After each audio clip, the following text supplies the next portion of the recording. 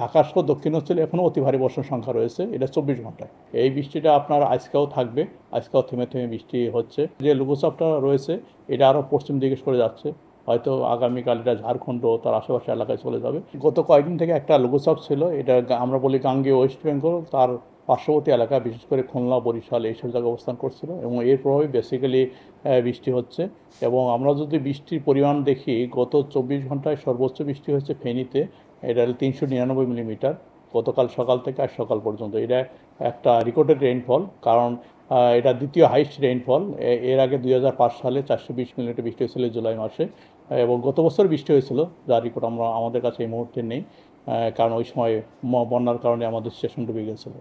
এবং আর যেটা হচ্ছে যে এই যে বৃষ্টি, এটা বিশেষ করে হচ্ছে যেটা শুধু আপনার ফেনী কুমিল্লা না, পুরা দক্ষিণ অঞ্চল, আপনার চট্টগ্রাম ডিভিশন, বরিশাল এবং খুলনা এইসব জায়গা এবং ঢাকারও আপনার দক্ষিণ পার্ট ভারী থেকে অতি ভারী বর্ষণ হয়েছে গত 24 ঘন্টায়।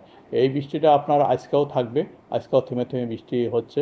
তবে যেটা হচ্ছে আজকে সকালবেলা, যেটা গতকালকে যে পরিমাণ সকালে বৃষ্টি হয়েছে, তো তার তুলনায় আজকে অনেক কম বৃষ্টি হয়েছে। যেমন ফেনীতে আজকে সকাল 6টা থেকে দুপুর 12টা পর্যন্ত 21 মিলিমিটার বৃষ্টি হয়েছে এবং ঢাকাতে 14 মিলিমিটার বৃষ্টি হয়েছে। তবে আপনার বিশেষ কুমিল্লা এইসব জায়গাতে আবার বেশি বৃষ্টি হয়েছে, নোয়াখালী 50-60 মিলিমিটার বৃষ্টি। আজকে এখনও থেমে থেমে বৃষ্টি হচ্ছে, অর্থাৎ বিকালে বৃষ্টি আরও একটু বাড়তে পারে। তবে যেটা গতকালে যে পরিমাণ বৃষ্টি হয়েছে আজকে হয়তো সেই পরিমাণ হবে না। তবে যেটা হচ্ছে যে লঘুচাপটা রয়েছে এটা আরও পশ্চিম দিকে সরে যাচ্ছে, হয়তো আগামীকাল এটা ঝাড়খণ্ড তার আশেপাশে এলাকায় চলে যাবে। সেক্ষেত্রে হয়তো বৃষ্টির মাত্রা কালকে অনেকটা কমে যাবে। তবে যেহেতু বর্ষাকাল, আর এই জুলাই মাসে আমরা জানি সবচেয়ে বেশি বৃষ্টি হয়, যেহেতু এটা এই সময় ভরা মৌসুম, যেটা বর্ষাকাল বলি, এই কারণে আপনার বৃষ্টিটা থাকবে, তার পরিমাণটা অনেক কমে যাবে। আমরা আশা করি কালকের পরেই আপনার অনেক জায়গাতে আপনার হালকা বৃষ্টি হতে পারে, যেটা বর্ষাকালে নর্মাল বৃষ্টি হয়ে থাকে। তবে যেটা হয়েছে যে এই বৃষ্টির যে স্পেলটা যেটা কন্টিনিউ করছে, এটা হয়তো কালকে পরশু অনেকটা কমে যাবে, তারপর মাঝখানে 3-4 দিন একটা ব্রেক দিবে।